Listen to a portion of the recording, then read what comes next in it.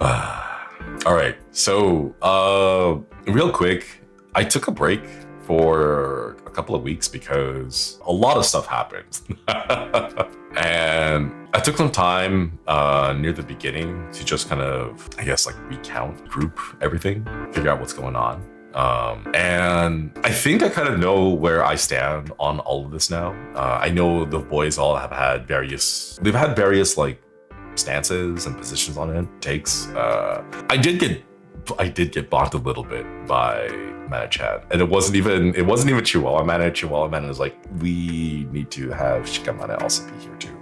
So I did get bonked a little bit.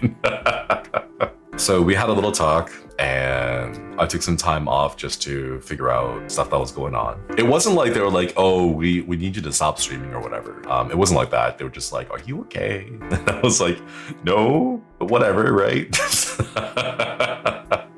But it was, I say bonked, but it wasn't like the company was like, hey, don't do that. It was more of like a, hey, we saw what happened. Are you okay?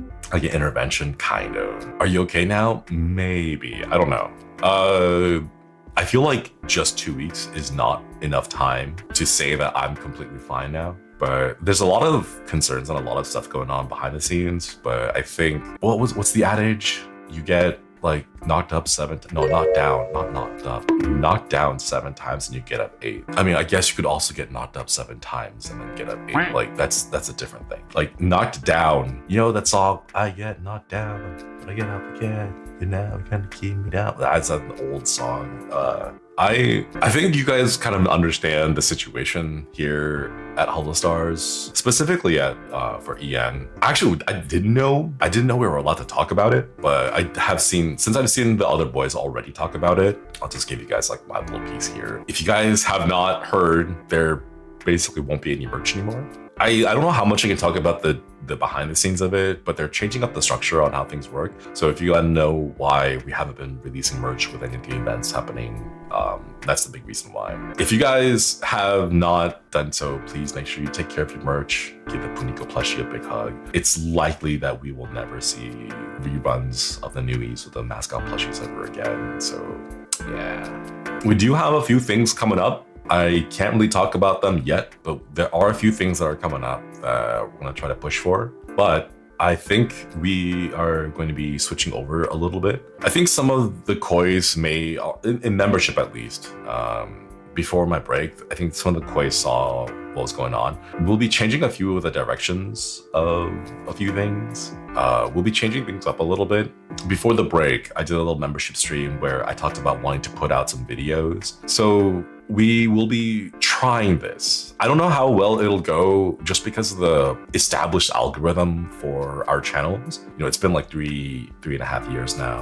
The algorithms kind of locked us into a certain niche, and I don't know if we're going to be able to grow out of that niche. So we are trying to do a few different things. One of them being switching over to, well, not switch, I say switching over, but it's more like including, I wouldn't be switching over yet, including more video content, something that works a little bit better with YouTube and is not strictly live streaming. Upload videos, not videos. It's really difficult for me I want to make sure I pay my editors. If I get editors, I want to make sure that they are paid very well. And at this point, I am unable to afford to pay editors very well. So we're not going to be doing like clips or highlights of that. Instead, we're changing those to have like scripted videos and just edited videos that I make on my own. So playing the YouTube game, yeah. And for membership, I'll try to change it up a little bit so that it's treated more like a Patreon than just memberships. So it'll be more, I'll try to like post more things behind the scenes, going things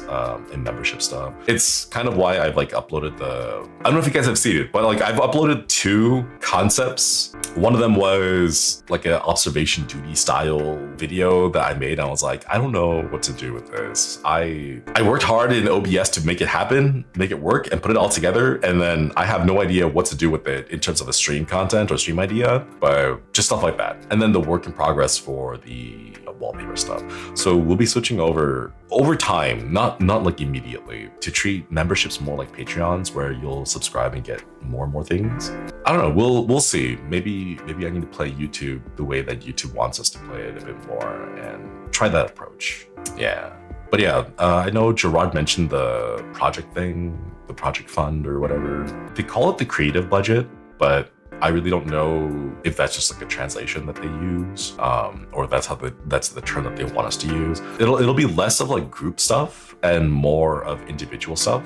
But yeah, we'll be changing things up in that direction. And that's kind of part of what I think staff wants us to use the creative budget for, where it's less of a like group thing. Because like, I'm gonna be real, I don't think we tried to get weekly collabs going. I know Armis does it regularly, but like I know Tempest, it's been a hot minute since Tempest has done a group collab stuff. So less of like trying to promote ourselves as like a idol group, as a unit.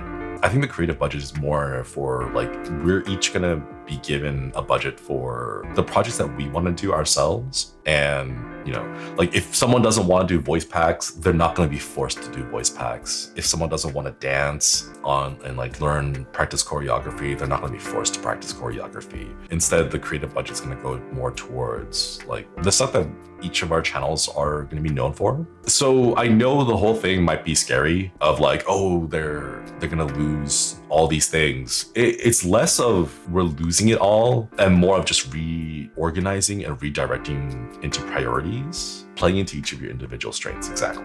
So I think that would be the better way to approach things. Because I know there's a lot of stuff going on and there's like a whole bunch of like the Joomer posting about like, oh, it's all over, this and that, right?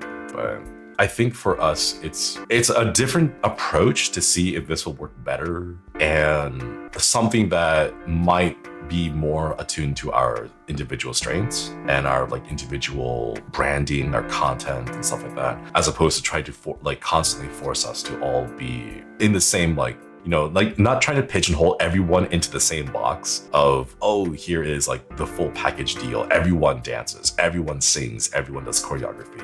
This way it's more of everyone gets to shine in their own way and direct their energies into projects that they personally are really proud of. Like I love singing. I know singing isn't my thing. Like I'm still really proud of the covers that I've done and like the group songs that I participated in. I have a lot of fun recording the covers and singing and all that, but it's not my main thing. So allocating a certain amount of budget into, hey, this money is only for cover money, or like this money is only for dance money. This money is only for like idol stuff. If you don't want to do all of that, the full package, then, you know, we shouldn't be forced to do the full package. So I think this change is going to be more of like a, you know, like each of the boys gets a bit of the budget distributed to them to be like, hey, do what best fits you and what best suits you and your content, your brand, your audience, what they want to see.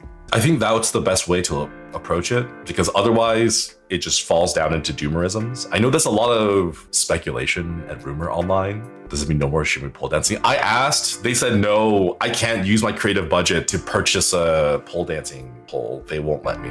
They were like, yeah, we...